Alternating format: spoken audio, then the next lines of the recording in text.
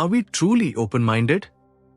Or are we unknowingly sitting inside our own little wells, believing that our limited experience is the entire universe? Hello friends. Just look at the sun at different times of the day. The rising sun, the setting sun, and the bright midday sun. They may appear different, but they are all the same sun. At every moment, it is still the same sun. Now imagine if people started arguing, saying, "Only the sun I see is the real one. Only my sun is true." Wouldn't that be foolish?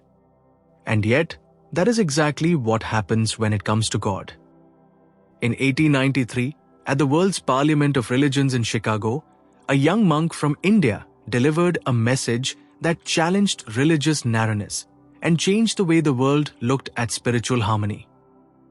That monk was Swami Vivekananda.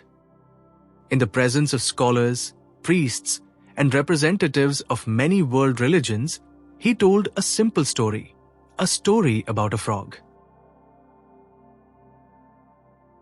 But that story was not really about a frog.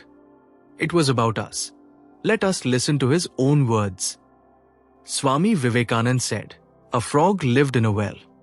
It had lived there for a long time. It was born there and brought up there, and yet was a little, small frog." Of course, the evolutionists were not there then to tell us whether the frog lost its eyes or not. But for our story's sake, we must take it for granted that it had its eyes, and that it every day cleansed the water of all the worms and bacilli that lived in it with an energy that would do credit to our modern bacteriologists. In this way, it went on and became a little sleek and fat. Well, one day another frog that lived in the sea came and fell into the well. "Where are you from?" "I am from the sea." "The sea? How big is that? Is it as big as my well?" And he took a leap from one side of the well to the other. "My friend," said the frog of the sea, "how do you compare the sea with your little well?" Then the frog took another leap and asked, "Is your sea so big?" "What nonsense you speak to compare the sea with your well." "Well, then," said the frog of the well, "nothing can be bigger than my well. There can be nothing bigger than this. This fellow is a liar, so turn him out." That has been the difficulty all the while. I am Hindu. I am sitting in my own little well and thinking that the whole world is my little well.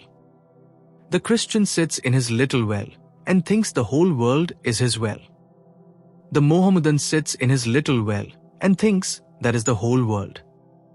I have to thank you of America for the great attempt you are making to break down the barriers of this little world of ours, and hope that, in the future, the Lord will help you to accomplish your purpose. This was not merely a story. It was a diagnosis of human civilization. The frog in the well is the symbol of intellectual arrogance. The sea is the symbol of infinite truth. When we believe that our religion alone is complete, when we assume our ideology alone defines reality, when we refuse to listen because we are certain we already know, we become that frog. Swami Vivekananda's message was not about condemning any religion. It was about expanding the mind. Truth is not confined to a single scripture. God is not limited to a single path. Humanity cannot survive inside narrow walls. More than a century later, the question still remains. Are we ready to step out of the well? If this message resonates with you, share it, because perhaps this is the wisdom our world needs now more than ever. If this message touched your heart, please like this video and subscribe to the channel. I would truly love to hear your thoughts. Do you agree with Swami Vivekananda's message? Share your views in the comments below. Let's grow together, beyond the walls of our little wells. Jai Bharat. Jai Vivekanand.